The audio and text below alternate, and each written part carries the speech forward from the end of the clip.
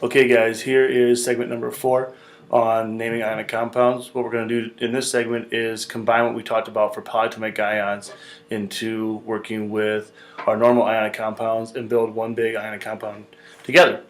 So to do that, let's go back into our notes. We've already talked about what polyatomic ions are.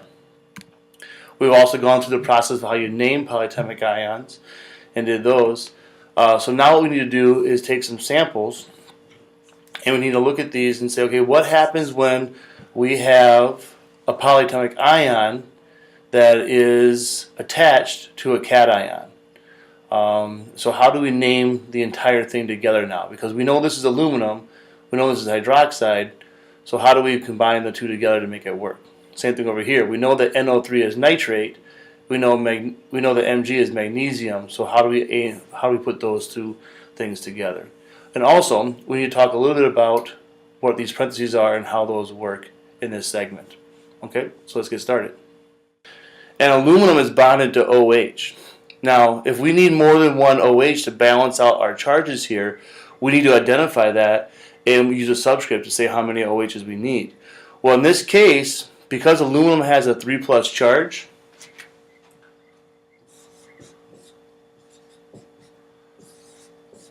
and the hydroxide ion together has a 1- charge. To balance this out from yesterday, we know that we need to have 1 aluminum and 3 hydroxides. If I just do this, does that tell you that I have 1 aluminum and 3 hydroxides? Not really. It tells you I have 1 aluminum, 1 oxygen, and 3 hydrogens. So to get this 3 to represent for both of these together, we have to use parentheses around it. So now this 3 is telling us that everything inside this parentheses, we got a triple. So for our aluminum with our hydroxide, we need to have that 3 there. Same thing with the one next to it, the magnesium nitrate.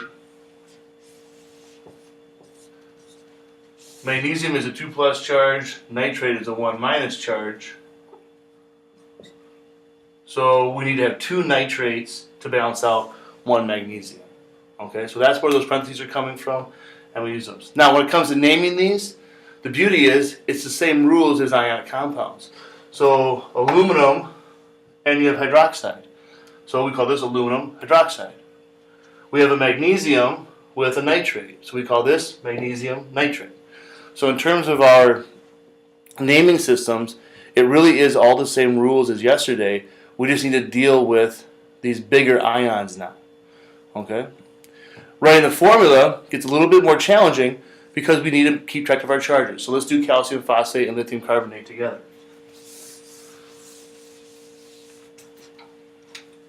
So calcium phosphate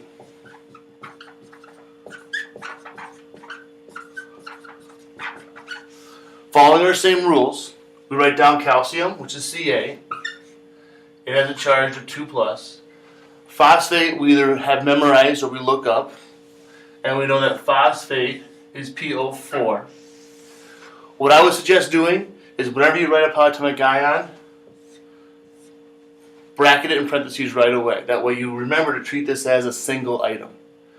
Phosphate, as PO4, has a 3- charge. Well, I have 2 to 3, so my least common multiple here is 6. So I need to have 3 calciums, and I need to have 2 phosphate groups.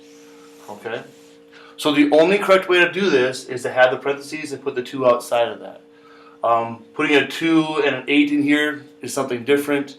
You have to do it this way. And then finally, when we do our final answer, we wouldn't include the charges. So calcium phosphate would be Ca3, parentheses, PO4, closure parentheses 2. Lithium carbonate.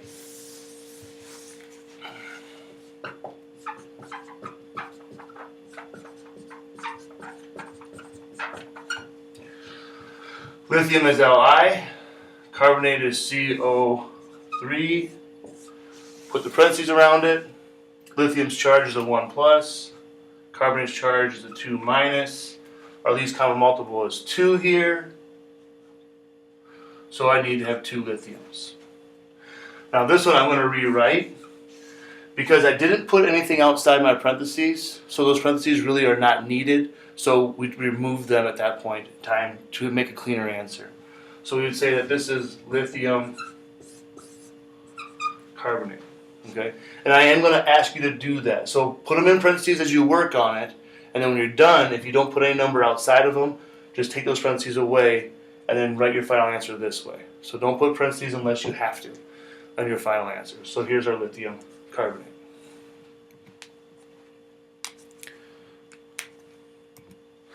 So here's a couple more for us to try. Ammonium chlorate and Cu2SO4. Okay. If you want to try these on your own, go ahead and stop the video now. Otherwise, I'm going to move on and show you the answer key for these. Okay, ammonium chlorate. Ammonium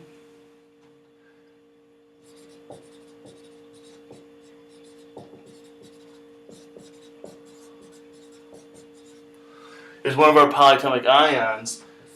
It's NH4 with a 1+ charge. Chlorate is another polyatomic ion, ClO3 with a 1- charge. I have a 1-to-1 ratio, so I don't need to put any subscripts on this. So my final answer would be NH4ClO3.